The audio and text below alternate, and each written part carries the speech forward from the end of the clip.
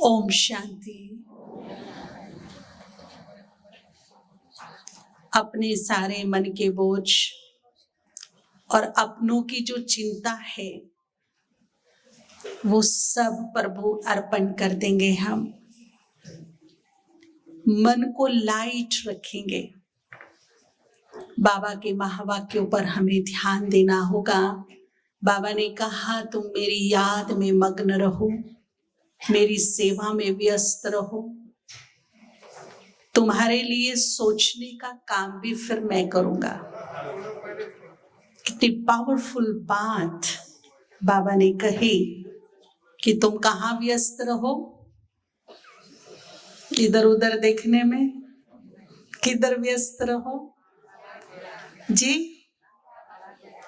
आप बाबा की याद में व्यस्त रहो, उसकी सेवाओं में, उसके ज्ञान में रमण करते रहो, तो तुम्हारे लिए सोचने का काम भी कौन करेगा।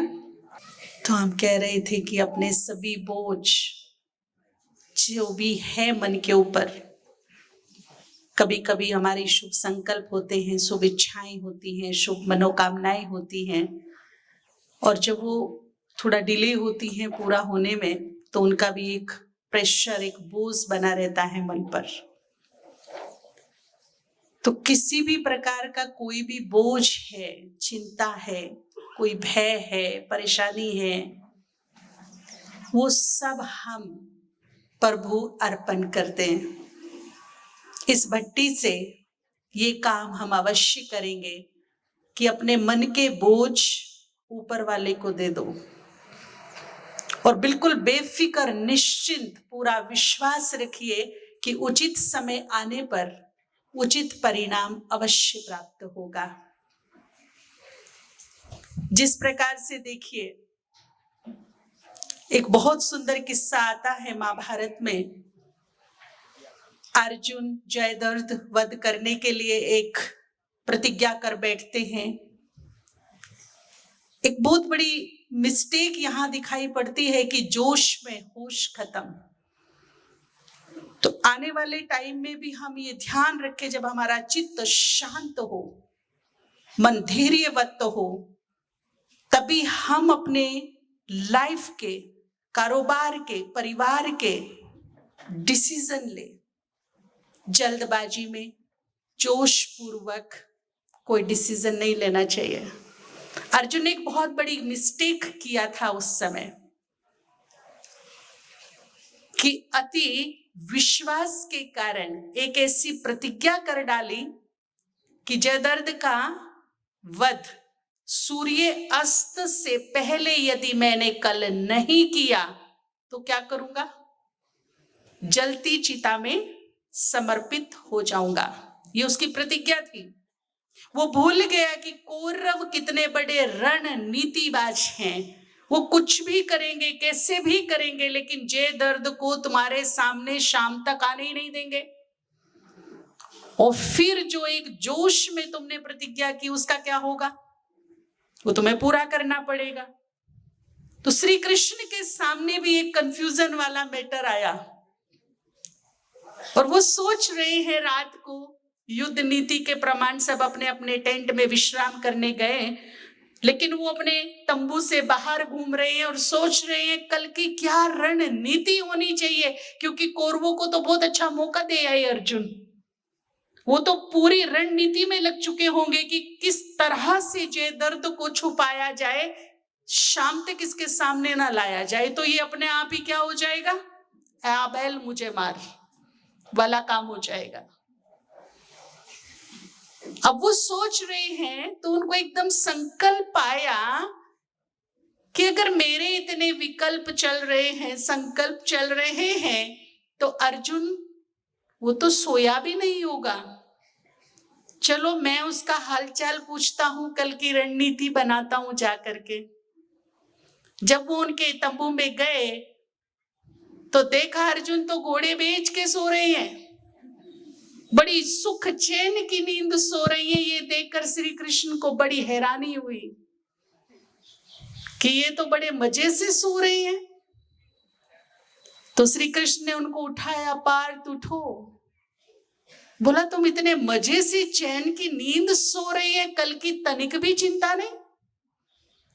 कल के लिए कोई भी विचार किया, कल की रणनीति क्या बनानी है? तो अर्जुन बेफिक्र मुद्रा में थे और वो मुस्कुरा के बोले, कान्हा, जिसके लिए रात को जाग जाग कर सोचने का काम आप खुद करते हो, उसे भला क्या चिंता हो? तो सोएगा ही ना फिर बेफिक्र होकर। तो हम सारे बोझ किसको दे दें और उसकी याद में क्या हो जाए, उसकी सेवाओं में क्या हो जाए, उसके ज्ञान में रमण करे, फिर सोचने का काम भी कौन करेगा? करके देखो। फिर उसकी ड्यूटी है कि वो मेरे लिए, मेरों के लिए वो खुद सोचेगा। प्रभु अर्पण करते हैं इस भट्टी से, ये काम हम अवश्य करेंगे कि अपने मन के बोझ ऊपर वाले को दे दो और बिल्कुल बेफिक्र, निश्चिंत, पूरा विश्वास रखिए कि उचित समय आने पर उचित परिणाम अवश्य प्राप्त होगा। जिस प्रकार से देखिए, एक बहुत सुंदर किस्सा आता है महाभारत में। अर्जुन जयद्रथ वध करने के लिए एक प्रतिज्ञा कर बैठते हैं।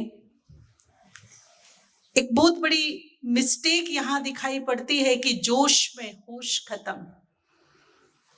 तो आने वाले टाइम में भी हम ये ध्यान रखें, जब हमारा चित्त शांत हो, मन धैर्यवत हो, तभी हम अपने लाइफ के, कारोबार के, परिवार के डिसीजन ले। जल्दबाजी में, जोश पूर्वक कोई डिसीजन नहीं लेना चाहिए। अर्जुन ने एक बहुत बड़ी मिस्टेक किया था उस समय कि अति विश्वास के कारण एक ऐसी प्रतिज्ञा कर डाली कि जयद्रथ का वध सूर्य अस्त से पहले यदि मैंने कल नहीं किया तो क्या करूंगा? जलती चिता में समर्पित हो जाऊंगा। ये उसकी प्रतिज्ञा थी। वो भूल गया कि कौरव कितने बड़े रणनीतिबाज हैं। वो कुछ भी करेंगे, कैसे भी करेंगे, लेकिन जयद्रथ को तुम्हारे सामने शाम तक आने ही नहीं देंगे। और फिर जो एक जोश में तुमने प्रतिज्ञा की, उसका क्या होगा? वो तुम्हें पूरा करना पड़ेगा। तो श्री कृष्ण के सामने भी एक कंफ्यूजन वाला मैटर आया और वो सोच रहे हैं, रात को युद्ध नीति के प्रमाण सब अपने अपने टेंट में विश्राम करने गए, लेकिन वो अपने तंबू से बाहर घूम रहे हैं और सोच रहे हैं कल की क्या रणनीति होनी चाहिए, क्योंकि कौरवों को तो बहुत अच्छा मौका दे आए अर्जुन। वो तो पूरी रणनीति में लग चुके होंगे कि किस तरह से जयद्रथ को छुपाया जाए, शाम तक इसके सामने ना लाया जाए। तो ये अपने आप ही क्या हो जाएगा? आबेल मुझे मार वाला काम हो जाएगा। अब वो सोच रहे हैं तो उनको एकदम संकल्प आया कि अगर मेरे इतने विकल्प चल रहे हैं, संकल्प चल रहे हैं, तो अर्जुन वो तो सोया भी नहीं होगा। चलो मैं उसका हालचाल पूछता हूं, कल की रणनीति बनाता हूं जा करके। जब वो उनके तंबू में गए तो देखा अर्जुन तो घोड़े बेच के सो रहे हैं, बड़ी सुख चैन की नींद सो रही है। ये देखकर श्री कृष्ण को बड़ी हैरानी हुई कि ये तो बड़े मजे से सो रहे हैं। तो श्री कृष्ण ने उनको उठाया, पार्थ उठो। बोला तुम इतने मजे से चैन की नींद सो रही है, कल की तनिक भी चिंता नहीं? कल के लिए कोई भी विचार किया, कल की रणनीति क्या बनानी है? तो अर्जुन बेफिक्र मुद्रा में थे और वो मुस्कुरा के बोले, कान्हा, जिसके लिए रात को जाग जाग कर सोचने का काम आप खुद करते हो, उसे भला क्या चिंता हो? तो सोएगा ही ना फिर बेफिक्र होकर। तो हम सारे बोझ किसको दे दें और उसकी याद में क्या हो जाए, उसकी सेवाओं में क्या हो जाए, उसके ज्ञान में रमण करे, फिर सोचने का काम भी कौन करेगा? करके देखो। फिर उसकी ड्यूटी है कि वो मेरे लिए, मेरों के लिए वो खुद सोचेगा। वो बस मेरा विश्वास उस पर कायम रहना चाहिए। लेकिन ये विश्वास कब डामाडोल होता है?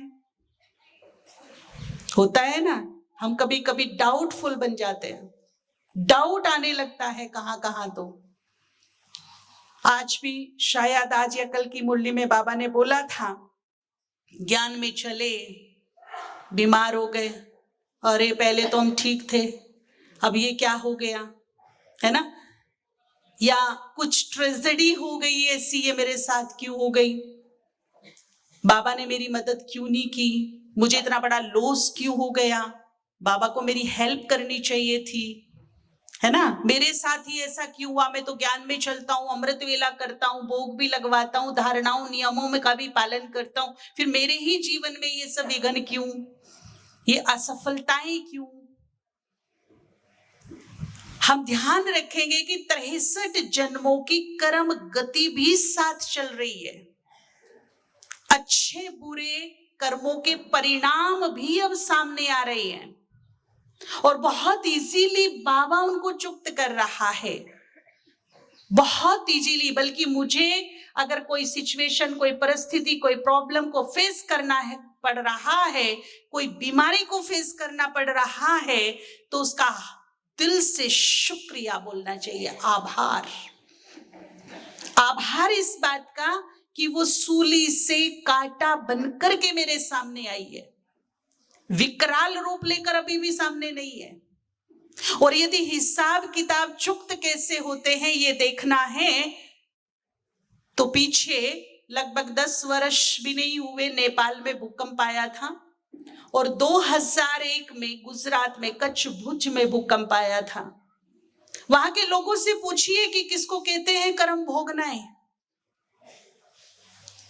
गांव के गांव उजड़ गए, कस्बे के कस्बे खत्म हो गए, लोगों की धन संपदा, पूरे जीवन की कमाई खत्म हो गई, उनके सगे संबंधी उनकी आंखों के सामने मलबे में दब करके दम तोड़ रहे थे, और वो खुद भी मलबे में दबे पड़े थे। और जब निकले तो शरीर पूरी तरह ठीक नहीं था, किसी का हाथ गया, किसी का बैक गया, तो किसी का पांव गया, कोई अपाहिज होके निकला, कोई गूंगा होके निकला, कोई कैसा होके निकला। और निकले भी कब? अभी तक वहां काउंसलिंग चल रही है, इतने पेन में, इतने भय में वो लोग हैं, अभी तक काउंसलिंग हो रही है उन लोगों की। कुछ लोग ऐसे थे जो 15-15 दिन दबे हुए थे मलबे के अंदर, जो मर गए वो छूट गए। वो लोग जीवन नहीं, मृत्यु मांग रहे थे कि हमें छुड़ाओ, हमें मृत्यु प्राप्त हो जाए। जीवन की तो वो उम्मीद भी भूल चुके थे, छोड़ चुके थे। अब आप सोचिए, 15 दिन अगर कहीं उसका हाथ टूट गया, हड्डी टूट गई और एक पत्थर के नीचे दबा हुआ है, तो 15 दिन ऐसे ही दबा था वो। कहीं सर में चोट लग रही है, खून बह रहा है, तो 15 दिन तक बह रहा है। एक ही पोज में स्टैचू बनकर के वो खड़े बैठे या लेटे हुए हैं, थोड़ा भी अपने आप को मूवमेंट नहीं दे पा रहे हैं। 15 दिन। कोई 1 घंटा भी दिखा दे करके ऐसे, कितना असहनीय पीड़ा हुई होगी। जो जीवन नहीं, मृत्यु मांग रहे थे।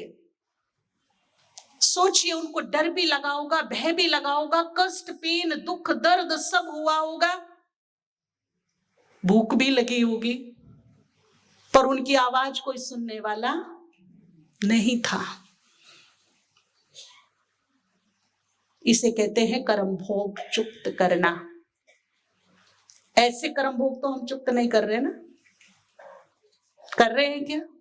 अगर आज कुछ बीमारी होती है तो बढ़िया से बढ़िया डॉक्टर अवेलेबल है, एक गिलास पानी देने वाला भी है, सर पे हाथ रखने वाला भी है, प्यार करने वाले भी हैं, अपनापन देने वाले भी हैं, सब कुछ तो है। और फिर बहुत इजीली क्या हो रहा है? कर्म भोग चुक्त हो रहा है। हो रहा है कि नहीं हो रहा है? अभी कोई जा रहे हैं तो विधि विधान से उनका अंतिम संस्कार तो कर पा रहे हैं। कोरोना में तो वो भी चांस ही नहीं मिला, और ये भी समझ में नहीं आया कि किसकी बॉडी किसने जला दी। जिंदों को जला दिया कि मुर्दों को जला दिया, ये भी नहीं पता, है ना। इतना भय, इतना डर कि मेरे खुद के अपने ही वहां तक नहीं जा पा रहे थे। एक तो गवर्नमेंट का रूल भी था, दूसरा हिम्मत भी नहीं थी। इसे कहते हैं कर्म भोग। तो बताइए, हम ठीक या वो ठीक? कौन से कर्म भोग ठीक? तो आभार बनता है कि नहीं? थैंक यू, शुक्रिया, समय रहते बहुत इजीली कट रहे हैं, कटने दो। और अगर ज्यादा ही आपत्ति है तो योग ज्वाला प्रज्वलित करिए। योग ज्वाला ऐसी प्रज्वलित करिए कि जितने भी विकर्म है, पाप कर्म का प्रभाव है, वो सब जल करके क्या हो जाए? भस्म हो जाए। ये हो सकता है ना? तो डाउटफुल नहीं होना है मुझे, बल्कि आभार मानना है ऊपर वाले का, शुक्रिया करना हर हाल में उसका, कि बहुत इजीली हम फिर भी निकल रहे हैं, आगे बढ़ रहे हैं, चल रही है। बहुत शुक्रिया। दूसरा, एक भाई का बॉम्बे से फोन आया हमारे पास। जब से समाधान चालू हुआ तो बहुत मेल्स, फोन, मैसेज आते हैं। बहुत साल पहले की बात है ये, लगभग 8-9 साल पहले की बात है, 8 साल की। तो एक भाई ने, एक अनजान भाई जो भी नया नया ज्ञान में चला है, उसको मुश्किल से 6-8 महीने हुए होंगे ज्ञान में चले, वो समाधान देखा करते थे। तो कुछ नंबर दिए हुए थे जिस पर उनके मेल, फोन, मैसेज आते थे। कुछ कुछ समय वो हम लोग अटेंड करते थे, रखते थे कि जिसकी जो भी समस्या हो उसे समाधान में दे देंगे। तो एक भाई ने बोला कि मुझे बॉम्बे में घर चाहिए। तो उसको कहा ले लो। कहता पैसा भी है, ले भी सकता हूं, परंतु जो घर, जो फ्लैट मेरे को चाहिए उसके 2-4 और कस्टमर लगे हुए हैं, परंतु वो मेरे लिए बिल्कुल फिट है, मुझे वो हर हालत में चाहिए बहन जी। तो क्या आपके राज योग में ऐसा कोई प्रयोग है जो वो घर मुझे मिल जाए? मैं ऐसा कोई प्रयोग करूं योग का? तो हमने उसे कुछ स्वमान के अभ्यास, कुछ सबकॉन्शियस माइंड के अभ्यास बताए और कहा कि आप कम से कम 31 दिन योग कीजिए। जब आप ये प्रयोग शुरू करो तो बाबा को भोग ऑफर करके और फिर ये प्रयोग शुरू कीजिए। तो उसने वैसा ही किया। हमने तो कहा जिस दिन शुरू करो उसी दिन भोग लगाइए, और जब मिल जाए उस दिन फाइनली ब्रह्मा भोजन करा देना। परंतु उसने बहुत ही ईमानदारी से, वफादारी से रोज योग किया, रोज बाबा को भोग लगाया, अपना संकल्प दिया, सबकॉन्शियस माइंड का प्रयोग जो भाई जी बताते हैं वो सब किया। अभी 25 दिन हुए थे कि उसे समाचार मिला कि वो फ्लैट तो किसी और ने ले लिया। अब उसको बड़ा कष्ट हुआ, दुख हुआ, और वो दुख गुस्से में बाहर आया। उसने फोन किया दोबारा तो वो हमने उठाया, तो इतना गुस्से में था वो। उसने बोला देख लिया तुम्हारा बाबा वाबा, कोई दम नहीं तुम्हारे बाबा में, सब बाबा ऐसे ही हैं, मैं नहीं जाऊंगा इसके बाद ब्रह्मा कुमारी आश्रम में। इतना गुस्से में बोला उसने। तो हम हेलो हेलो, कौन बोल रहे, कौन बोल रहे, भैया कहां से, क्या बात हो गई? कोई रेस्पॉन्स नहीं, फोन काट दिया। थोड़ा समय बीता, ज्यादा दिन नहीं, कम से कम 20-25 दिन और आगे बीते। रेनी सीजन था, पूरी इंडिया में बहुत बारिश हो रही थी और बहुत स्थानों पर बाढ़ आई हुई थी, हैवी रेन थी बहुत ज्यादा। उस समय माउंट आबू में भी बहुत अच्छी बारिश हुई थी। तो बारिश बहुत तेज हो रही थी, घर में मेहमान कम थे, तो हम लोग ना ऐसी न्यूज देख रहे थे बैठ करके, 15-20 मिनट न्यूज आ रहे थे। तो हमने देखा, तो उस न्यूज में देखा कि बॉम्बे में एक बिल्डिंग गिर गई हैवी रेन की वजह से। 30 लोग तो मर गए हैं, बाकी दबे पड़े हैं, और जो बाहर है उनका सब कुछ खत्म है। तभी फिर फोन की घंटी बजी और लकीली तीसरी बार भी फोन मैंने ही उठाया। फिर जैसे हेलो बोला तो उधर से आवाज आती है, मान गए आपके बाबा को। तो मैंने बोला कौन बोल रहे भाई? मेरे को बिल्कुल समझ में नहीं आया कि ये कौन है क्या, क्योंकि बहुत फोन आते थे। तो बोला मैं वो बॉम्बे का भाई घर वाला, वो जो घर लेने के लिए फोन किया था ना, वो वाला भाई बोल रहा हूं। तब थोड़ा याद आया। कहते बहन जी भी थोड़े दिन पहले बहुत गुस्सा किया था मैंने घर को लेकर के। वो मेरा घर ना किसी और ने ले लिया जिसके लिए मैं योग का प्रयोग कर रहा था। सच बोलो ना, मैंने 25 दिन भोग लगाया, आपने तो एक ही दिन बोला था। वो फिर भी वो घर कोई और ले गया। इस बात का मुझे बड़ा कष्ट था, परंतु आज मैं तहे दिल से बाबा का धन्यवाद और शुक्रिया कर रहा हूं और ये संकल्प कर रहा हूं कि जब तक जीऊंगा तब तक मेरा जीवन बाबा के लिए होगा, क्योंकि आज मेरा जीवन बाबा ने बचाया। मैंने कहा हुआ क्या भाई? कहता जिस बिल्डिंग में फ्लैट लेने वाला था वो बिल्डिंग ही गिर गई आज। और यदि बाबा मेरी सुनवाई कर लेता, मेरी मान लेता, जो मैं जिद करके बैठा हुआ था उस टाइम पर बाबा मेरी मान लेता मेरी जिद को, तो पता नहीं आज मैं जिंदा भी होता कि नहीं, मेरा परिवार बचा भी होता कि नहीं, और मेरे पूरे जीवन की कमाई तो गई थी चौपट। बहुत बचाया बाबा ने मुझे, इतना बचाया मेरे बाबा ने कि मेरा जीवन आगे का उसके लिए है। तो कभी कभी हम अल्प बुद्धि हो करके उस पे डाउट क्रिएट करते हैं कि तू सुनता नहीं, तू मेरी मदद नहीं करता, क्यों नहीं करता? मैंने फिर बताऊंगी कि हमारे अगर कोई नेगेटिव कर्म गति सामने से निकल रही है, ध्यान देंगे सभी, क्योंकि अब सब सामने से जा रहा है।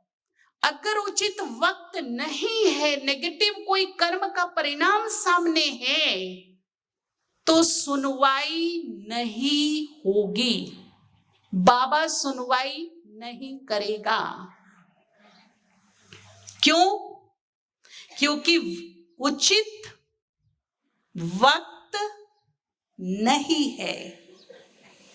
जब नेगेटिव कर्म गति समय अनुसार मेरे सामने आएगी, तब मेरे अनुकूल नहीं प्रतिकूल होगा सब कुछ। मैं सोने को हाथ लगाऊंगी वो मिट्टी बन जाएगा, भलाई करने चलूंगी बुराई मिलेगी, बेकार की आरोप प्रत्यारोप झेलने पड़ेंगे, तन मन से भी व्याकुल रहूंगी। इस प्रकार की सिचुएशंस मेरे सामने होगी तो मुझे समझ जाना चाहिए कोई ना कोई नेगेटिव कर्म का परिणाम मेरे सामने से गुजर रहा है। ध्यान देंगे, गुजर रहा है, जा रहा है, रुक नहीं रहा। रुक नहीं रहा, क्या हो रहा है? जा रहा है, उसको जाने दो। ऐसे वक्त में बाबा से विमुख होने की बजाय, डाउटफुल होने की बजाय, कसके और तेज से हाथ पकड़ो बाबा का, अपने योग को और बढ़ा दो, और विशेष विशेष ऐसे वक्त पर ध्यान दो, पुण्य कर्म बढ़ाओ। पाप का प्रभाव सामने आया है, अगर उसको मुझे इमीडिएट डाउन करना है तो तेजी से पुण्य राइज करने होंगे। जैसे पुण्य बढ़ेंगे वैसे पाप का प्रभाव क्या हो जाएगा? डाउन हो जाएगा। और उसके कारण जो भोगनाएं आ रही हैं, जो कष्ट, तकलीफें, असफलताएं, टेंशन, बीमारियां जो भी हैं, वो क्या हो जाएंगे? फिर डाउन हो जाएंगे। भक्ति मार्ग में भी, दुनिया में भी यही तो करते हैं। जब किसी पे कोई ग्रहचारी आती है तो बाबा भी कहते, बच्चे ग्रहचारी बेटी तो क्या कर, क्या कर? दे दान छूटे। अब हर प्रकार का दान, विकारों का भी दान, कमी कमजोरियों का भी दान, और साथ में कुछ पुण्यों के लिए दान। तो उससे क्या होगा? ग्रहण छूटेगा। दुनिया में भी जब देखिए किसी पर ग्रहचारी आती है, कोई प्रॉब्लम आती है, कोई भी कष्ट आता है, तो वो लोग अपने आचार्य, गुरुजन या ज्योतिषियों के पास पहुंचते हैं सलाह लेने के लिए। वो क्या बोलते हैं? इमीडिएट अल्पकालीन उनके हाथ से कुछ ना कुछ वो पुण्य कराते हैं।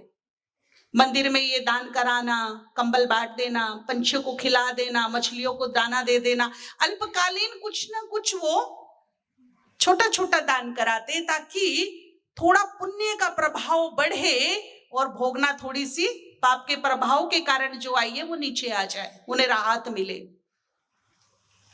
तो ऐसे टाइम पर हमें पुण्यों पर विशेष फोकस करना है, इमीडिएट पुण्य बढ़ाने हैं ताकि उसका बल, उसकी शक्ति हमें उस ग्रहचारी से बाहर निकाल दे। डाउटफुल होने की बजाय ये काम करना है और पूरा पेशेंस रखना है। बाबा को एक गीत अति प्रिय है और उसके महावाक्य भी है, धीरज धर मनवा धीरज धर तेरे सुख के बड़े दिन। तो पेशेंस अभी रखना मस्ट कंपल्सरी, ये समय की डिमांड है कि तुम धीरज धरो। अगर हम पेशेंस नहीं रखेंगे अभी आज के वक्त में तो बहुत जल्दी पेशेंट बन जाएंगे। क्या इरादा है आप सभी का, पेशेंस या पेशेंट? जी अच्छा, धीरज का फल कैसा होता है? तो फिर खाने में क्या तकलीफ है? कड़वा फल तो नहीं खिला रहे ना, मीठा है ना धीरज का फल, तो अप्लाई कीजिए। देवी देवताओं का बहुत सुंदर गुण, दिव्य गुण है ये, इसे हमें अप्लाई करना है। और एक बहुत बड़ी रिसर्च हुई है, बहुत बड़ा सर्वे आया है कि जब हम शॉर्ट टेम्पर होते हैं ना, या जब हम विचलित होते हैं, या जब हम घबरा जाते हैं, अगर उस वक्त में हम 5 से 10 मिनट पेशेंस रख लें, उस समय को निकाल दे पेशेंस रखकर, तो सफलता सीधी हमारे चरणों में है। और जितने भी महासफल व्यक्ति हुए हैं उनके जीवन का ये सर्वे आया कि उन्होंने ये पेशेंस रखा तो वो सफलता की चरम चोटी पर पहुंचे। तो हम जो एकदम शॉर्ट टेम्पर हो जाते हैं, विचलित, होपलेस, घबरा जाते हैं, हबड़ तबड़ में आ जाते हैं, ऐसे टाइम पर हमें क्या करना है? पेशेंस, बिल्कुल रिलैक्स, बाबा के साथ। ज्यादा ही मन पर हावी हो रहा, सेंटर पर आ जाइए, बहनों से बात करिए, कोई भी सेवा में लग जाइए, अपना माइंड को डाइवर्ट कीजिए, बाबा के रूम में बैठिए, कोई कमेंट्री सुनिए, गीत सुनिए, व्यक्त मुरली पढ़िए, उस समय अपने मन को डाइवर्ट कर दो तुरंत। पेशेंस रखिए। लेकिन हम पेशेंस की बजाय होपलेस होकर के डाउटफुल होते हैं। डाउटफुल, अभी देखिए आपके बच्चे को आज जुकाम बुखार कुछ भी लगा है, आप हमेशा वीकेंड में उनको लेके जाते हैं और उनकी फेवरेट आइसक्रीम खिलाते हैं, बिना कहे। नियम है, सैटरडे संडे जाना है, बच्चों को आइसक्रीम खिलाना है। परंतु आज एक बच्चे की तबीयत खराब है, उसको नाक बह रही है, जुकाम है, खांसी है, गला बंद है, चौक है गला एकदम, और आज वो आपसे रो रो कर आइसक्रीम मांग रहा है। कौन से माता पिता ऐसे हैं जो आइसक्रीम देगा? क्यों नहीं देंगे? सुनाई नहीं पड़ रहा क्या? वो मांग रहा है, पुकार रहा है, रो रहा है, जिद कर रहा है, आपको सुनाई नहीं पड़ रहा? क्यों नहीं देंगे आइसक्रीम आज? जी क्यों नहीं देंगे भाई लोग? तो वो भी तो यही करता है ना, बस जो आप नीचे अपने बच्चे के साथ कर रहे हो वो भी तो वही कर रहे हैं ना। बस उसे पता है कि समय उचित नहीं है, समय उचित नहीं है अभी इसकी बात मानने का, इसकी सुनवाई करने का, इसकी जिद पूरी करने का अभी समय उचित नहीं है। लेकिन आप बताइए, आइसक्रीम को फाइनली कैंसिल कर रहे हो कि डिले कर रहे हो? क्या बोल रहे हो बच्चे को? जी बेटा तू ठीक हो जा, फिर एक के बदले कितनी? तो वो भी तो कह रहा है बच्चे, धीरज धर तेरे सुख के भरे दिन, थोड़ा तो धीरज रख, धीरज रख। और ये धीरज ही तो नहीं रखती हूं ना मैं, यही फेल हो जाती हूं। तो वो मेरे भले के लिए कर रहा होता है। हम बहुत छोटे थे, हमें कॉलेज जाना था, हम विलेज में रहते थे एक्चुअली, और हमको बस पकड़ के कॉलेज जाना होता था, हमारे एग्जाम चल रहे थे, तो हम थोड़े से लेट हो गए। घर से ना जो भागे, इतनी तेज कि पता था कि बस निकल जाएगी और दूसरी बस लेट आएगी तो पेपर छूट जाएगा। आप मानोगे हर सांस में, हर कदम में हमने बाबा को याद किया और तेज दौड़ रहे, सांस फूल रहे, बाबा मदद करना, बाबा बस को रोक लेना, बाबा मेरा पेपर छूट जाएगा, बाबा बाबा बाबा, रोम रोम से बाबा निकल रहा था। लेकिन जैसे ही बस स्टैंड पर गए बस छूट गई। अब बड़ा दिमाग खराब हुआ और इतनी सुनाई ना बाबा को, काहे का सर्वशक्तिमान त्रिलोकीनाथ एक बस को नहीं रोक सकता, अपने बच्चे के लिए प्यार है तुम्हारा मेरे से, क्या ताकत है तुम में, इतना भी नहीं सुनते हो तुम, क्या करोगे तुम हमारे लिए, इतना कुछ। उसको गुस्सा इतना, उस समय दुख इतना कि मेरा पेपर छूट गया। छोटी थी, इतनी बुद्धि भी नहीं थी। थोड़ी ही देर में कोई जानकार व्यक्ति अपनी कार लेकर के आया, उसने बोला बेटा यहाँ क्यों खड़े हो, तो मेरे तो रोई जैसी शक्ल हो रखी थी। मैंने कहा मेरा तो ऐसे ऐसे पेपर छूट जाएगा, बस तो निकल गई, भागी भी बहुत, दौड़ी भी बहुत, पर छूट गई।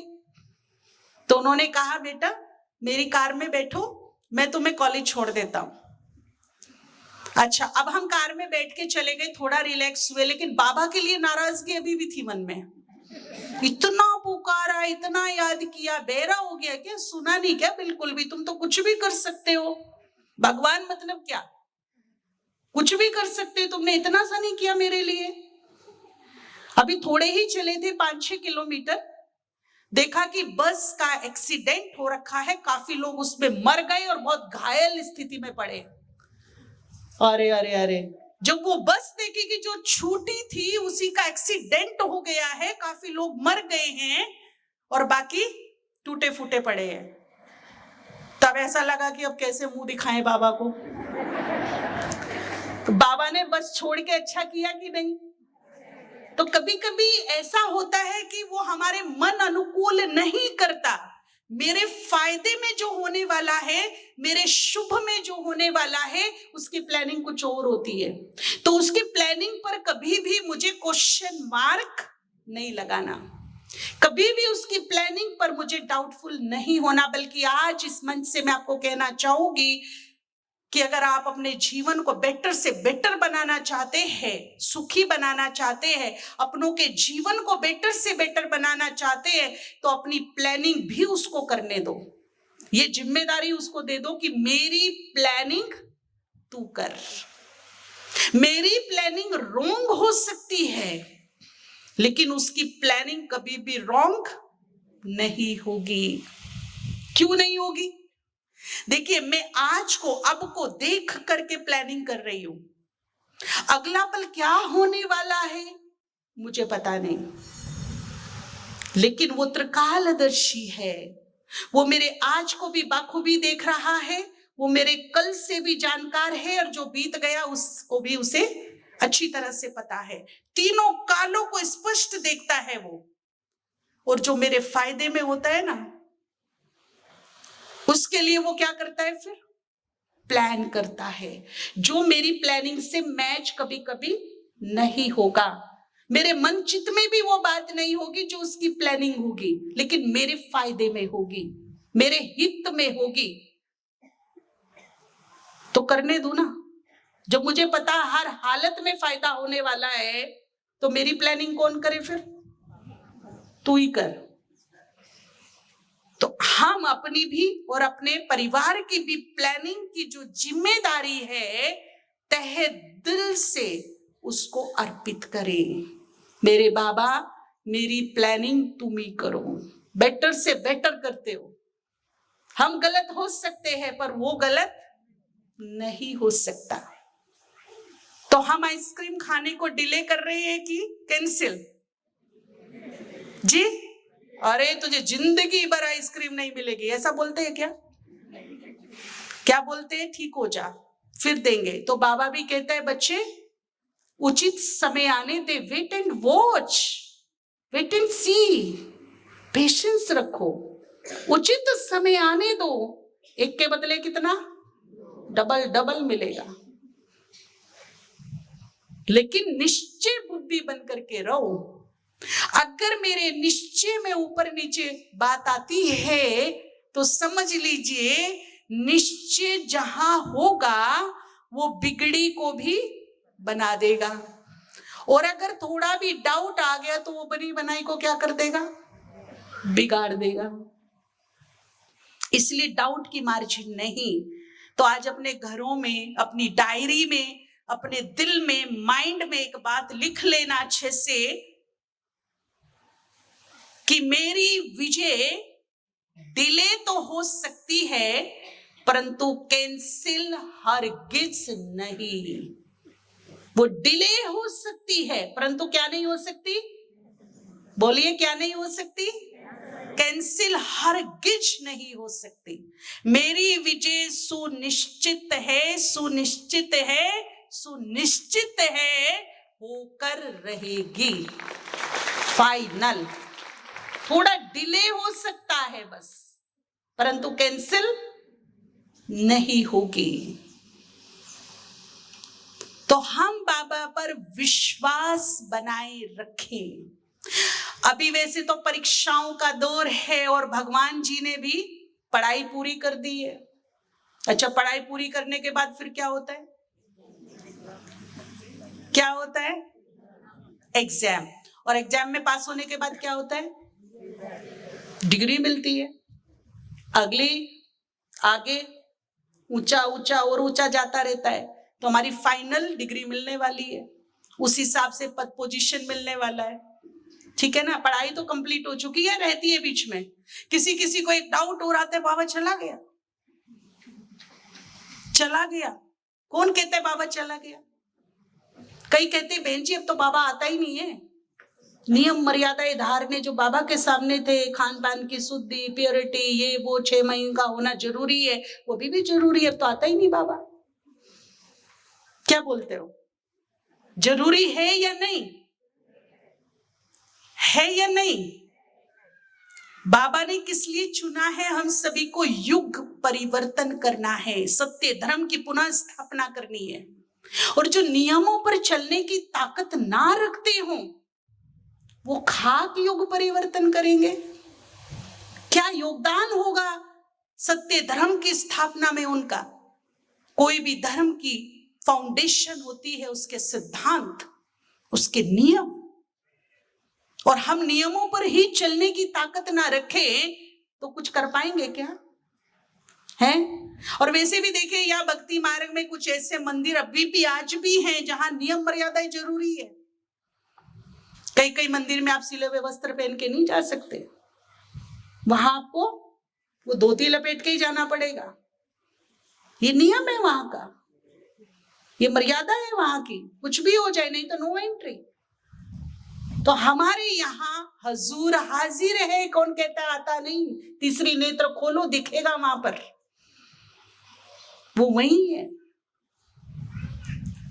वो वही है जो बाबा से 2 साल से मिल रही है, रिवाइज वीडियो जो सुन रहे हैं। किसको लगा कि बाबा नहीं था, लगा एक को भी बाबा नहीं था, वही वाइब्रेशन, उसकी उपस्थिति, पर उसको देखने के लिए अब मेरा सूक्ष्म नेत्र खुला होना चाहिए, तब वो मुझे दिखेगा। और उपस्थिति तो नेत्र खुला हो या बंद हो, हर एक को उसकी उपस्थिति महसूस होती है कि उपस्थिति तो है उसकी यहाँ पर। तो नियम मर्यादा हर हाल में जरूरी है, ये मेरे लिए है, ये मेरे व्यक्तित्व को सशक्त करते हैं।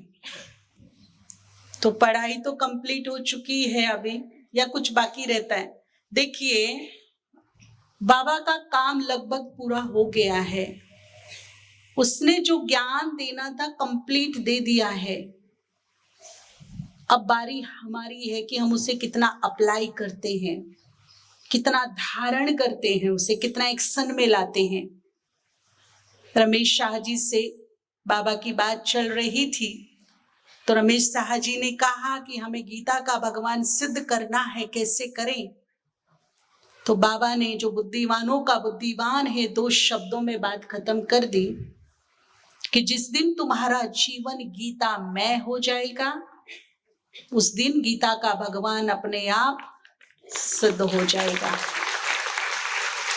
तो ज्ञान अभी आप देखो, परलोक, सूक्ष्म लोक, स्थूल लोक, तीनों लोकों का, तीनों कालों का, संपूर्ण सृष्टि का, 84 जन्मों का, सारे धर्मों का, कर्म अकर्म विकर्म का, पाप पुण्य का, धर्म अधर्म का, परिणामों का, सबका ज्ञान दे दिया। कहीं रहता है कि बाकी है? कुछ लगता है बाकी है? खुद अपना, खुद मेरा, आत्मा परमात्मा का, प्रकृति का, सारे रहस्य, गूढ़ रहस्य खोल के रख दिए। लगता है कुछ बाकी है, शेष है? नहीं ना, कोर्स कंप्लीट है, उसकी तरफ से कंप्लीट है कोर्स। अब तो बारी हमारी है, परीक्षा हमारी है। आजकल एक नया ट्रेंड चालू हो गया, चारों तरफ बाबाएं आ रहे हैं। कोई कहता हमें मम्मा आ रही है, कोई कहता मैं ही मम्मा हूं, है ना? कोई कहता है हम विष्णु पार्टी वाले हैं, कोई कहता है हम राम पार्टी वाले हैं, कोई कहता है हम शंकर पार्टी वाले हैं, कोई कहते हैं जी हमें बाबा आ रहे हैं, ब्रह्मा भी आ रही हैं, दादी भी आ रही है। अब आप सोचिए, जो 100 साल का होके जाता है, तो हिंदू धर्म की एक मान्यता है कि 100 साल वाले की तो गति सुनिश्चित है। और हमारी दादी जो 108 वर्ष की, 104 वर्ष की होकर के गई, जो अष्टरत्नों में एक है, वो भटकेगी, उसकी गति नहीं होगी। वो इतनी पुण्य, उतनी श्रेष्ठ आत्मा, इतनी महान आत्मा, इतनी वैरागी, त्यागी, योगी, ज्ञानी, जिसका अपने माइंड पर भरपूर कंट्रोल था। दाद मान गया था पूरा विश्व की, पूरे विश्व में एक ऐसी लेडी है जिसका अपने विचारों पर, अपने संकल्पों पर कंट्रोल है। रिसर्च हुआ उसके ब्रेन का। और पूरे वर्ल्ड में एक दादी जानकी थी जिसके अपने मन पे फुल्ली कंट्रोल था। वो जो चाहेगी वही संकल्प होगा, वरना दूसरा संकल्प उसके मन में आएगा नहीं। मोस्ट स्टेबल माइंड दादी जानकी का। वो भटकेगी? वो तेरे में मेरे में घुसेगी जाके? है, होगा ऐसा? बाबा क्यों गुलजार दादी में बाबा आया? और भी तो बहुत सारी दादियां थी, वो ही दादी क्यों निमित्त रही? पहली बात तो महाज्योति केवल ब्रह्मा में प्रवेश होते हैं। वो ब्रह्मा का जो सूक्ष्म शरीर है, वे महाज्योति उसमें प्रवेश होकर के फिर दादी में आते थे। और ये प्रश्न खुद बाबा से पूछा कि दादी ही क्यों, गुलजार दादी ही क्यों थी? तो बाबा ने बताया कि पिछले 7 वर्षों से ये एक बड़ी ऋषि रही हैं, संपूर्ण 7 जन्मों से पवित्र है, ग्रस्त में भी नहीं गई है पिछले 7 जन्मों से। ऋषि, समाधिस्थ, इतना पावरफुल ब्रेन उसका तैयार किया बाबा ने, तब उसमें वो अपनी सारी शक्तियां छोड़ कर आया है। आप सोचिए, महाज्योति परमात्मा अगर अपनी संपूर्ण शक्तियों के साथ आ जाए ना, तो इस ब्रेन के 56 टुकड़े हो जाएंगे। संभाल ही नहीं सकते उस पावर को, कोई भी संभाल ही नहीं सकता। वैसे भी आप सबने देखा होगा, किसी में कोई सोल एंटर होती है ना, जो बिल्कुल ही नेगेटिव होती है एकदम, कैसे उछलती है उसकी बॉडी। जिसमें एंटर होती है वो अपने कंट्रोल में रहती है क्या? क्या हालत हो जाती है उसकी। और जो महाशक्ति, महाज्योति है, वो अपनी संपूर्ण शक्तियों को परम धाम में छोड़कर सिंपल रूप में ब्रह्मा में एंटर होते हैं और फिर वो आते हैं। दोनों कंबाइंड हैं अभी फिलहाल। कौन कहता है नहीं? आप जाइए ना, बात कीजिए, आपसे रूबरू बात करने के लिए बैठा है वो कोई फोटो में नहीं है, वो जीता जागता है, चैतन्य है, वो मुझे सुन सकता है, मुझे महसूस कर सकता है, वो मेरे से बात कर सकता है।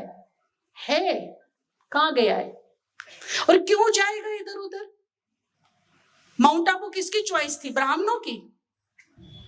ये धरनी किसकी चॉइस थी? किसने चुना इस भूमि को? हमने तो नहीं चुना था ना, आपने नहीं चुना, टीचर बहनों ने नहीं चुना, दादियों ने नहीं चुना, किसने चुना था उस भूमि को? वहां से क्यों जाएगा वो? उसकी वो कर्म भूमि है जहां वो हजारों बार आया है, उसने अपने वाइब्रेशंस फैलाए हैं, वहां को छोड़कर कहां जाएगा? जहां से अस्त्रतन तैयार हुए हैं 108 वहां से निकल रहे, संसार की सबसे ग्रेट सोल वहां से निकल रही है, जहां दादियों ने साधनाएं की हैं, जहां महान से महान आत्माएं रही हैं, ममा रही है, उस भूमि को छोड़ के कहां जाएगा वो? उसकी खुद की चॉइस है, उसने खुद ने चुना है उस भूमि को, कहां जाएगा? लेकिन ये वही फिर से रिपीट हो रहा है, ये वही सीन है कि सीता मायावी आवाज को पहचान नहीं पाई। मारीच ने मायावी आवाज राम की निकाली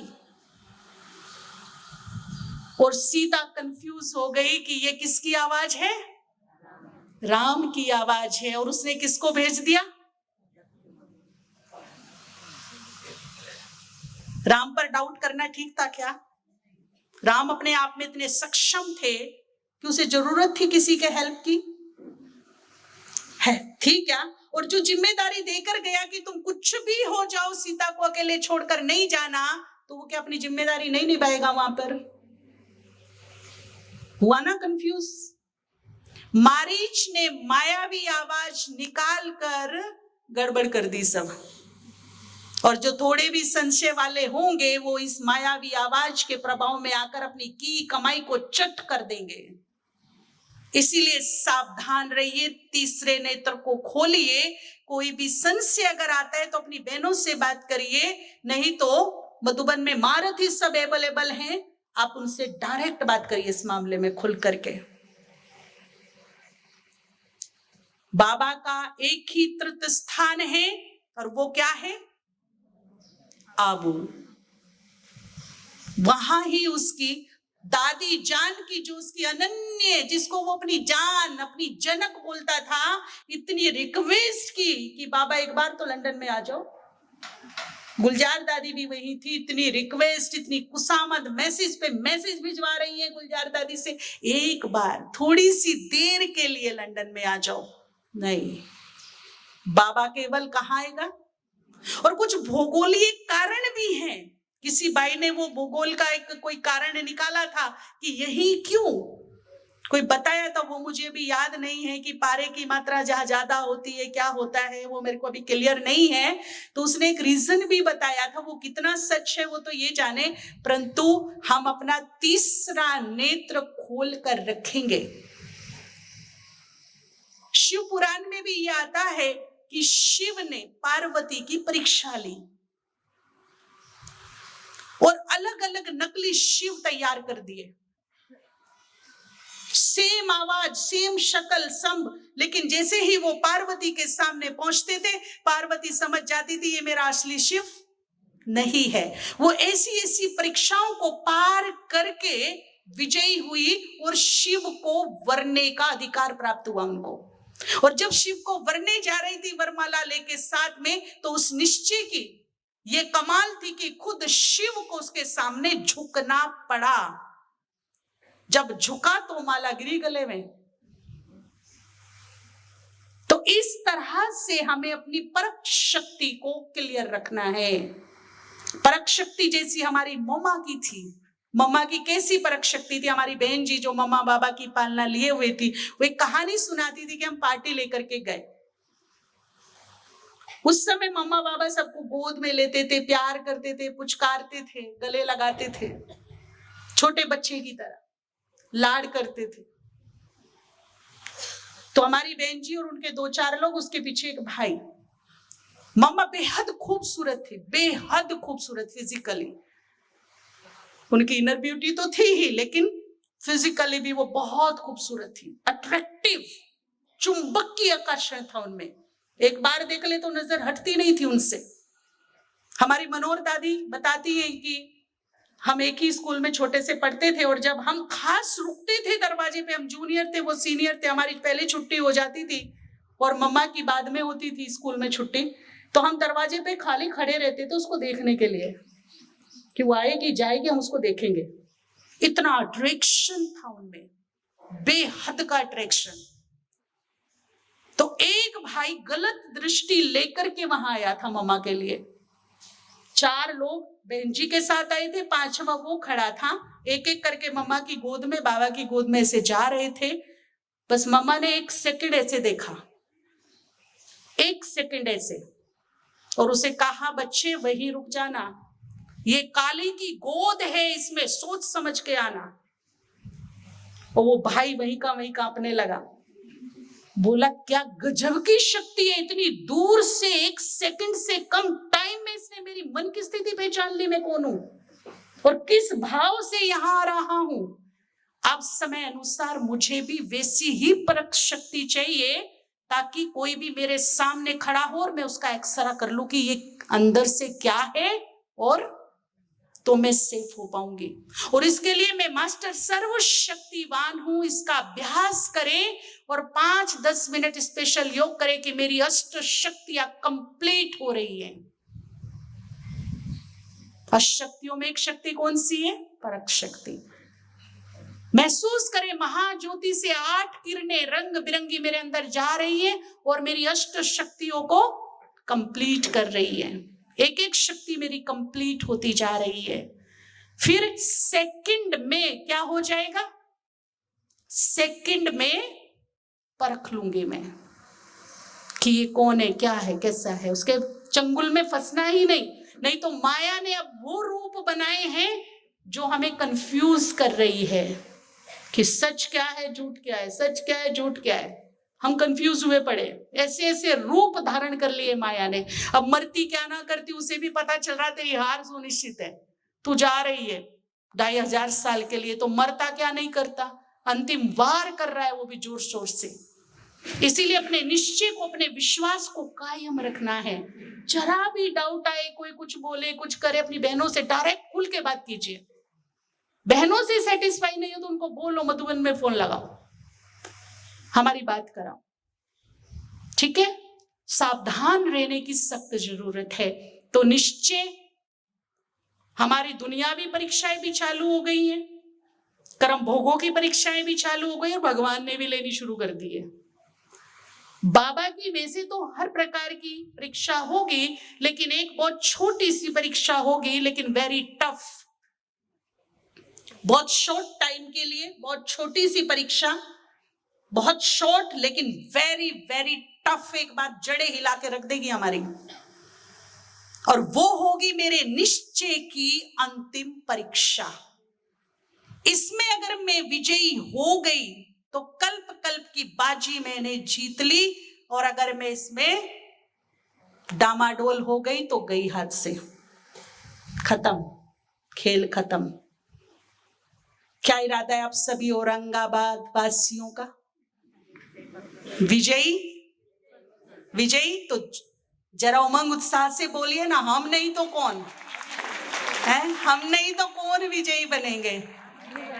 लेकिन विश्वास ऐसा बना के रखिए। अब मैं आपको बोल रही हूं, पूरे विश्वास के साथ, खुद से ज्यादा आप खुदा पे भरोसा कर सकते हैं। खुद से ज्यादा बाबा पर भरोसा बना के रखिए।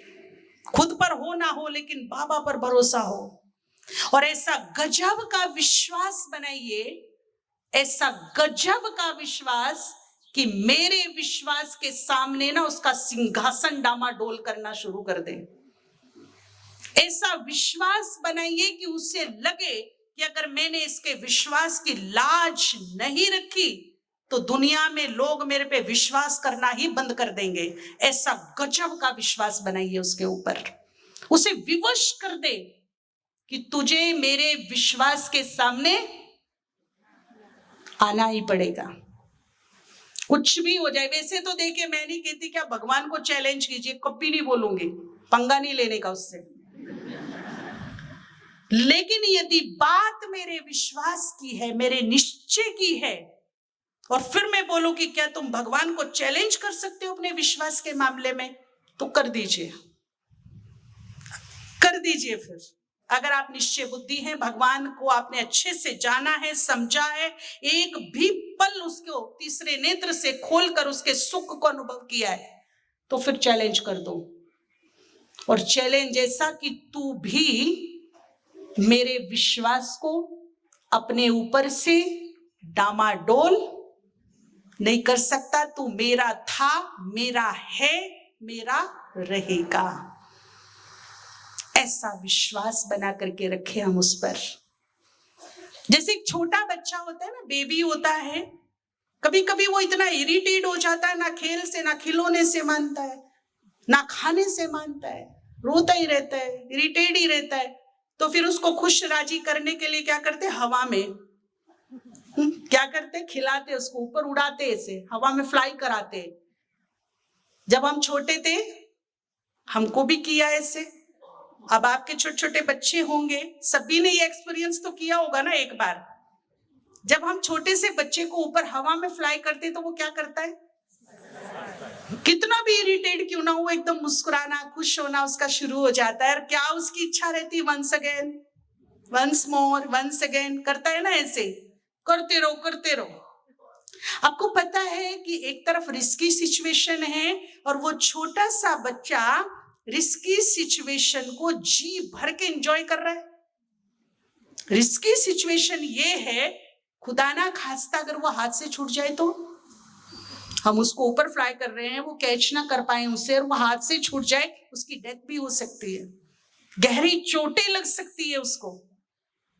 एक तरफ रिस्की सिचुएशन है और दूसरी तरफ वो जी भर के एंजॉय कर रहा है। किसके बलबूते?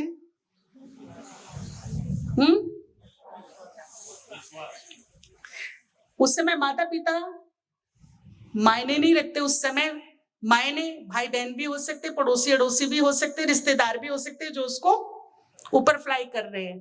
उसको भरोसा किस पर है? उन बाहों पर भरोसा है, उन बाजुओं पर भरोसा है जिनमें वो थमा है। कुछ भी हो जाए ये मुझे गिरने, उस भरोसे को वो एंजॉय कर रहा है।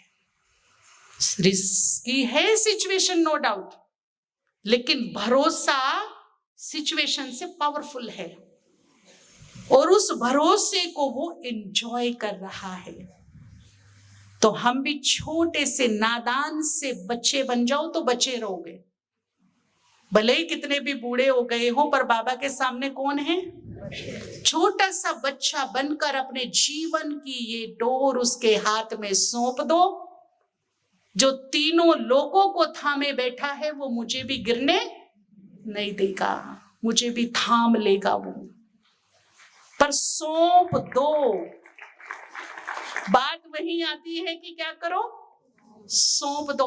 अगर बच्चा जब हम उसको फ्लाई करें हाथ से निकलने की कोशिश करे तो ट्रेजेडी होगी कि नहीं होगी, गिरेगा कि नहीं गिरेगा?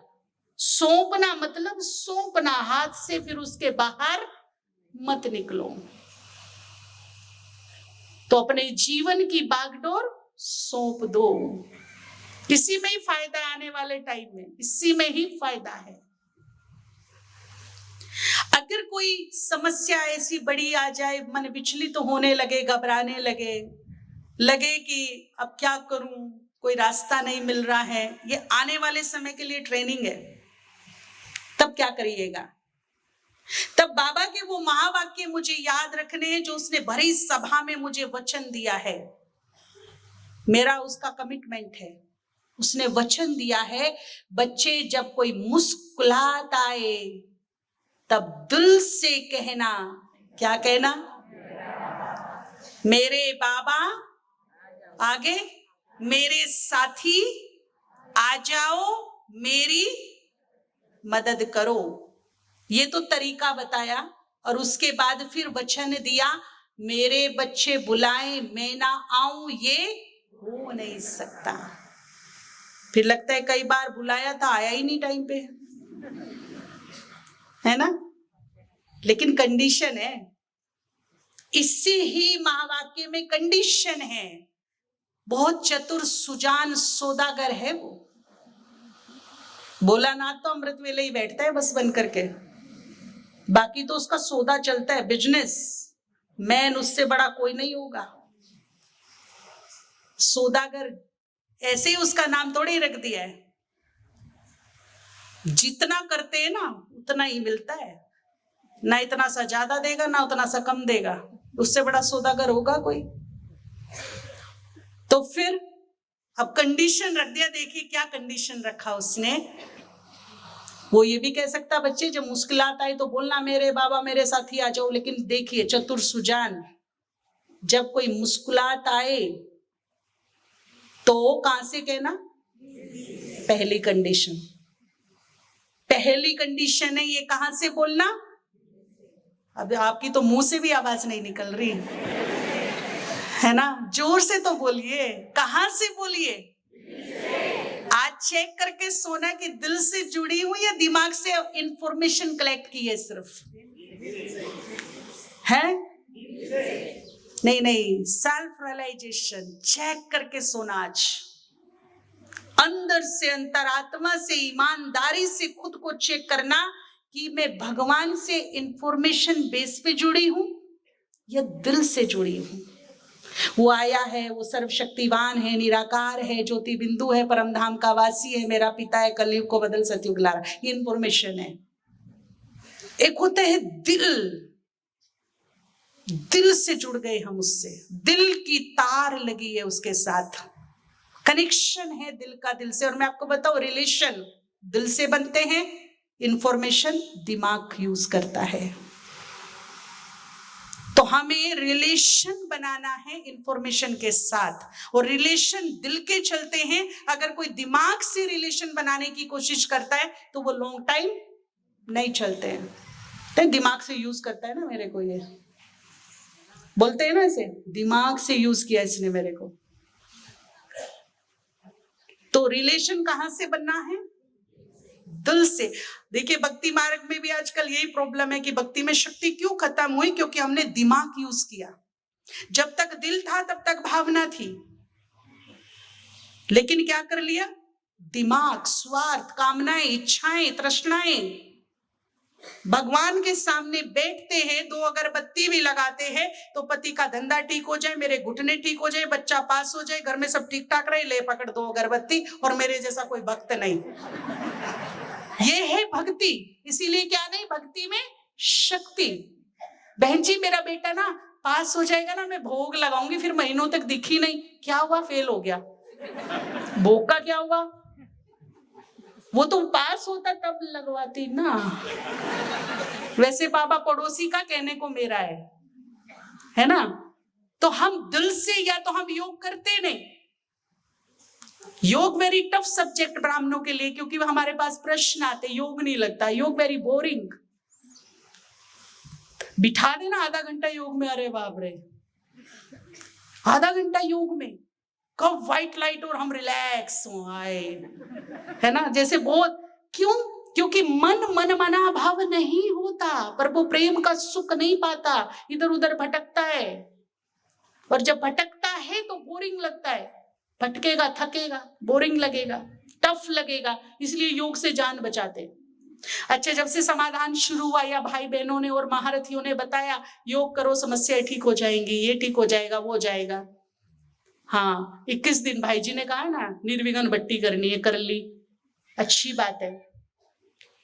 लेकिन क्या हम कभी दिल से निस्वार्थ भाव से बाबा से मिले? चेक करना, सभी योगी चेक करना। जब हम योग करने बैठते हमारे अंदर स्वार्थ, कामनाएं, कुछ ना कुछ बात, इच्छाएं होती है। करिए, जरूर करिए वो भी, क्योंकि हमारा है ही एक, हम जाए कहां, वो भी करिए। आपको बीमारी है, आप बाबा को वेदों का वेद, वैद्यनाथ, सुप्रीम सर्जन के रूप में याद करिए। तब आप उसको सिंपल बाबा मत मानिए, आपको जैसे वाइब्रेशन चाहिए उसका वैसा स्वरूप सामने लाइए। मामले बिगड़ रहे हैं तो हे बिगड़ी को बनाने वाले, तो क्या होगा? वाइब्रेशन कौन से मिलेंगे? विघ्न बहुत है तो हे विघ्न हरता, तो विघ्नों को हरने वाले वाइब्रेशन मिलेंगे। दुख बहुत आ गए तो हे दुख हरता आ जाओ, तो कौन से वाइब्रेशन मिलेंगे? जैसा मैंने स्मृति में उसका स्वरूप इमेज किया और जिस रूप में बुलाया वही वाइब्रेशन मुझे मिलेंगे।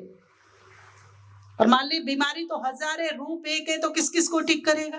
इसीलिए तो उसके अनेक वो दिखाए है ना स्वरूप। आप उसको जिस स्वरूप की जरूरत है उस स्वरूप में विजुअलाइज कीजिए और उस स्वरूप के वाइब्रेशन लीजिए, तो जल्दी इफेक्ट होगा। ठीक है, तो हम या तो योग करने बैठते, नहीं बैठते तो काम नहीं स्वार्थ रहते, रखिए, करिए, जरूर करिए। परंतु आपके पास एक व्यक्ति है, वो जब भी आपके पास आता है काम लेके आता है, मतलब से आता है, स्वार्थ से आता है, वैसे आता ही नहीं। कैसा लगेगा? 2 दिन, 10 दिन, 1 महीना, 2 साल में तो मैं पहचान जाऊंगी ना, बहुत मतलब ही यही है। बिना मतलब के आता ही नहीं है, बिना स्वार्थ के तो एक फोन नहीं करेगा, ये मिलेगा ही नहीं। जब भी स्वार्थ होता है तभी मिलता है। होता है कि नहीं होता है? पहचान जाते हैं ना हम, भगवान नहीं पहचानता हमको, पहचानते कि नहीं पहचानता? तो आज से जब तक जिएंगे अपने जीवन के 5-10 मिनट ऐसे निकालिए जब सिर्फ और सिर्फ और सिर्फ मेरा और मेरा बाबा, और कोई नहीं, कोई संकल्प नहीं, कोई विकल्प नहीं, कोई सोच नहीं, कोई विचार नहीं, कोई कामना नहीं, बस मैं और वो मुझे निहारे, मैं उसको निहारूं, वो मुझे देखे, मैं उसको देखूं। हम दोनों ऐसे एक दूसरे के प्यार में मगन हो जाएं, जब एक तिनके की भी मार्जिन ना हो जो मेरे बीच में आ जाए, और देखने वाले को ऐसा दिखे कि तू मैं हूं कि मैं तू हूं। लवलीन स्थिति, दोनों एक कंबाइंड। दिल की लेन देन करे, वो दिल की सुनाए, मैं दिल की उसे सुनाऊं। जब ये प्रकृति, चांद तारे भी मगन हो रहे हैं कि आत्मा परमात्मा का मिलन देखना हो, तो ये हो रहा है अभी। ऐसा मिलन हो जाए उसका मेरा, कि झूमे ये चंद्रमा, झूमे ये सूरज, कि वाह क्या आत्मा परमात्मा का मिलन हो रहा है, 2 शक्तियों का मिलन हो रहा है। तो ज्यादा नहीं, 5-10 मिनट तो मैं परमात्मा को अपने प्यार का समर्पण कर सकती हूं ना। या जब भी जाऊं काम से, मतलब स्वार्थ, बाबा बाबा नहीं, अब तू मेरा, मैं तेरी, बस कोई और नहीं। तो फिर रिश्ता कहां से बनेगा? दिमाग से कि दिल से? दिल से। दूसरी मस्ट कंपलसरी बात है, दिल से कहना। क्या कहना? ये दूसरी कंडीशन अड़ा दी। एक तो दिल से जुड़ना, दिमाग से यूज मत करना कभी भी, और दूसरा दिल से क्या कहना? मेरा, अपना बनाओ उसे। सिर्फ कहने मात्र मेरा नहीं, कि बाबा मेरा, बहन जी कहती, ये कहती, वो कहती, यहाँ का रिवाज है मेरा कहना, तो मैंने भी क्या कह दिया? ये मेरा नहीं। मेरा मतलब वो मेरों की लिस्ट में शामिल हो जाए। अब वैसे तो बाबा मेरा है, खूंटी पे टांगा है दीवार की, पर वो खूंटी पे लटका हुआ है। उसे खूंटी दीवार की दो या ना दो, लेकिन उसे अपने दिल में जगा दो, अपने परिवार में जगा दो। अगर मेरे घर में कोई एक व्यक्ति एक दिन भोजन ना करे, तो अगले दिन मेरे गले से नेवाला उतरेगा नीचे। क्यों? इसने कल पूरा दिन भोजन नहीं किया। डॉक्टर को दिखाओ, इसका मनपसंद कुछ बनाओ, थोड़ा तो खिलाओ, तो मेरे अंदर जाए। और मेरा बाबा खूंटी पे तो लटका रखा है मेरा बाबा, पर महीनों तक मैं उसको भोग नहीं लगाती, वैसे वो मेरा है। तो मेरे से बड़ी सोतेली माँ कौन हुई उसकी? है क्या कोई स्टेप मदर? कितना सोतेला व्यवहार कर रही हूं मैं उसके साथ में। बच्चे घर में 2 हैं, चॉकलेट हाथ में 1 है, क्या करोगे जी? आधा आधा देंगे, एक को नहीं देंगे ना। अरे तो वो जो जिसे मैं दिन में 10 बार बोलती हूँ वो मेरा है, क्या मैं उसका हिस्सा सम्मान सहित स्वेच्छा से बाहर रखती हूँ निकाल के? वो भी तो मेरा है ना। रखा आज तक? रखा? एक भाई थे, उनका एक नियम था, एक भाई उनका एक नियम था, अगर 1 दर्जन उन्होंने केला लिया है तो कभी भी 1 दर्जन नहीं लेंगे। कैपेसिटी नहीं है तो 6 लेंगे, परंतु 6 मेरे बाबा के। एक सेंटर खुला, उस पे फ्रिज नहीं था, गर्मी बहुत ज्यादा थी, बहुत ज्यादा गर्मी थी। वहां वो गए सेवा के लिए, बोला बहन जी ठंडा पानी पिला दो। बोला ठंडा पानी तो नहीं है। क्यों? फ्रिज नहीं है। आके अपने घर में फ्रिज लॉक कर दिया। जब तक मेरे बाबा के घर में फ्रिज नहीं जाएगा वो ठंडा पानी नहीं पिएंगे, मेरे घर में कोई नहीं पिएगा। सब अपनी पॉकेट मनी निकालो बाहर। और जब तक बाबा के घर में फ्रिज नहीं रखा तब तक फ्रिज यूज नहीं किया अपने घर में। और मुझे बताते बड़ा हर्ष हो रहा है कि वो कोई और नहीं थे, हमारे लौकिक पिताजी थे।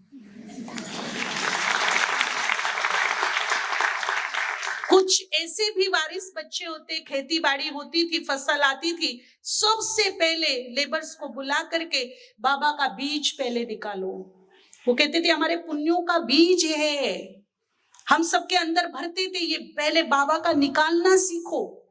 किसान फसल बोने जाता है, फसल काट के लाता है तो उसके 3 भाग करता है। एक अपने घर के लिए रखता है, दूसरा मार्केट में बेच के उसके पैसे लाता है, पर तीसरा जो सबसे छोटा हिस्सा होता है उसको वो हाथ भी नहीं लगाता है, वो अगली फसल के लिए बीज होता है।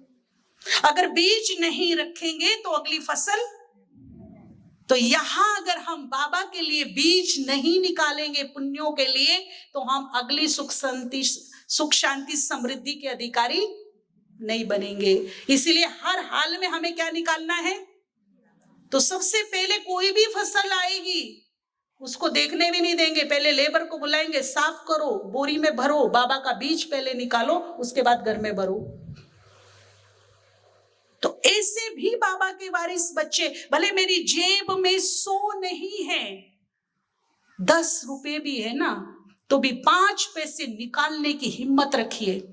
और वो 5 पैसा ही तुम्हारी जेब में 500 रुपए को ना ले आए तो कहना, परंतु उसमें श्रद्धा होनी चाहिए, उसमें भावना होनी चाहिए। वो जब पुण्यों के कार्य में लगता है उसमें एक ऐसी अट्रैक्शन एनर्जी आती है कि जो और को भी खींच के ले आता है अपने पास। करके तो देखिए। तो वैसे तो बाबा मेरा है, परंतु मैंने सच में उसे मेरा बनाया। और आज मैं आपको बताऊं, मेरे पास टाइम तो बहुत कम है, परंतु मैं पूरे विश्वास के साथ आपको बता सकती हूं, आप मेरे से स्टैम्प पेपर पे लिखवा के ले लो, अगर तीनों लोकों में कोई मेरा है जिसे मैं मेरा कह सकती हूं तो वो सिर्फ ऊपर वाला है, बाकी सब भ्रम है। यहां पर जो मैं मेरा मेरा करती रहती हूँ ना, वो सिर्फ हिसाब किताब चुप करने आई है मेरे से। कोई अच्छा देने आया है, कोई लेने आया है। जिस दिन ये लेन देन का हिसाब किताब खत्म होगा ना, उसका रास्ता उधर और मेरा रास्ता इधर होगा। बस इतना ही। किसी का 20 साल का, किसी का 50 का, किसी का मैक्सिमम 70 साल का साथ है, इससे ज्यादा।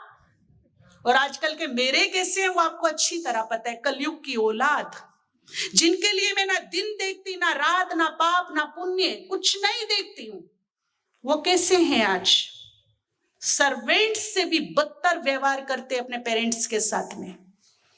फिर भी बाबा ने कहा आपकी रचना है, आप अपनी जिम्मेदारियां निभाइए, अच्छे से निभाइए। इतना नहीं, इतना करो उनके लिए, पर इतना किसके लिए बनता है? जो मेरा है, जो जन्मों जन्मों से मेरा है, जो युगों युगों से मेरा है, उसके लिए इतना बनता है कि नहीं? हाँ या ना? बनता है कि नहीं? तो जहां 24 घंटे मेरे लिए, उसमें से 1 घंटा भगवान के लिए, किसी का कोई कॉम्प्रोमाइज नहीं होगा, उसमें होगा नहीं। थोड़ा सा बीज मेरे पुण्य कर्मों के लिए, मेरी अगली फसल के लिए। सम्मान से, स्वेच्छा से करिए ये काम, मेरे कहने से नहीं, क्योंकि इसका भरपूर भाड़ा, भरपूर फल कब मिलेगा? जब हम स्व इच्छा से करेंगे। एक शमशान घाट पर लिखा था, मेरे 4 भाइयों, आप मुझे यहां तक छोड़ने आए, आपका बहुत बहुत धन्यवाद। तो हमको जो कांधी पे ले जाते हैं ना, उनके लिए हमको विचार आया कि यहाँ एक बड़ी सी लाइन और लिख दें कि जो 4 भाई मुझे छोड़ने आएंगे वो वापस नहीं जाएंगे। आप बिल्कुल प्रैक्टिकल होकर सोचिए, अगर ऐसी कंडीशन बन जाए कितने भी मेरे अपने अजीज हों, कोई उन्हें छोड़ने जाएगा वहां तक? ये है मेरे, इन्हें मैं मेरे कहती हूं।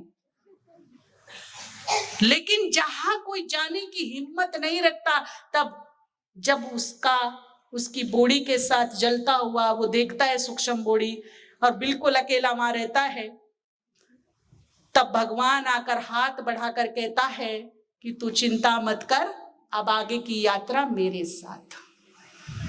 तब सब साथ छोड़ देते हैं, मेरे भी मुझे छोड़ जाते हैं, तब आकर हाथ कौन बढ़ाता है? तो मेरा कौन? मेरा कौन है कि नहीं? है ना? अगर जैसे शमशान में छोड़ के आए हैं, वो हमें चलता फिरता घर में दिख जाए, फिर क्या होगा? प्रैक्टिकल बात करिए, क्या होगा? जब तक वो घर से बाहर नहीं होगा ना, आप घर के अंदर नहीं रह सकते। कितने भ्रम में जी रहे हैं हम, और कहते क्या ये मेरा है? कौन सा मेरा? किसका मेरा? और कैसे मेरे? ऐसी ऐसी कहानियां हम लोगों के पास है। एक बेटे ने अपनी माँ को इतनी बुरी तरह पीटा, जिसने अपनी किडनी भी अपने बेटे को दी, उसे पीट करके घर से बाहर निकाल दिया। ये मेरे है। जीवन जन्म दोनों दिया, किडनी खराब हो गई, अपना बहुमूल्य गुर्दा दे दिया, लेकिन फिर भी क्या किया? तो आज इस ब्रह्मा कुमारी ईश्वरीय विश्वविद्यालय से एक नई मिसाल यहां से पेश करेंगे कि आपके घर में जो भी बूढ़े बुजुर्ग हैं, उनका हम दिल से मान सम्मान करें। वो हमें भले अब धन दौलत कमा के नहीं दे सकते, परंतु उनके पास दुनिया की सबसे बड़ी दौलत है, और वो है उनकी दुआएं, जो बड़े बड़े दुखों के सामने चट्टान बन के खड़ी रहती है। उन दुआओं को ले हम उनसे, उनका इज्जत करे, सम्मान करे, ख्याल रखे। और बड़े बूढ़ों बुजुर्गों से भी एक निवेदन है कि आप भी अपनी तिजोरियां खोल दीजिए और चाबियां समर्पित कर दीजिए। आपने बहुत अच्छे से अपनी रिस्पॉन्सिबिलिटी पूरी की है। आप प्रभु स्मरण में रहिए, भगवान का ध्यान कीजिए, दुआएं दीजिए, जिंदगी को एंजॉय कीजिए, अपने बच्चों को खुली छुट्टी दीजिए एंजॉय करने की, बंधन नहीं। कुछ कुछ बड़े बूढ़े भी थोड़े अड़ियल होते हैं, तो वो भी अपने संस्कारों को थोड़ा सा सॉफ्ट स्वीट बनाएंगे और बच्चों को एक आजादी देंगे। और वो बड़े हो गए हैं, उनको अपने पैरों पर चलने दो। और फिर देखो कि ब्रह्मा कुमारियों की कहेंगे, जिनके बच्चे ऐसे होंगे ना, जाओ ब्रह्मा कुमारी में, वो आपको सिखाएंगे कुछ। देखो वो ब्रह्मा कुमारी में जाते हैं ना, तो उनका परिवार कितना अच्छा है, होगा ना ऐसा? तो दिल से कहिए, क्या कहिए? क्या कहिए? भाई जी नहीं आ रहे। मेरा बाबा। तो फिर दिल की जो प्रीत है, उसकी रीत बाबा जरूर निभाएंगे। इतिहास गवाह है कि प्रीत की रीत निभाई है भगवान ने। तो हमें दिल की प्रीत भगवान के साथ रखनी है, और समय आने पर वो रीत ऐसी निभाएगा कि हमारी लाइफ में चमत्कार होंगे, जिसको हम क्या कहेंगे कि ये तो चमत्कार हो गया। ठीक है? ओम शांति।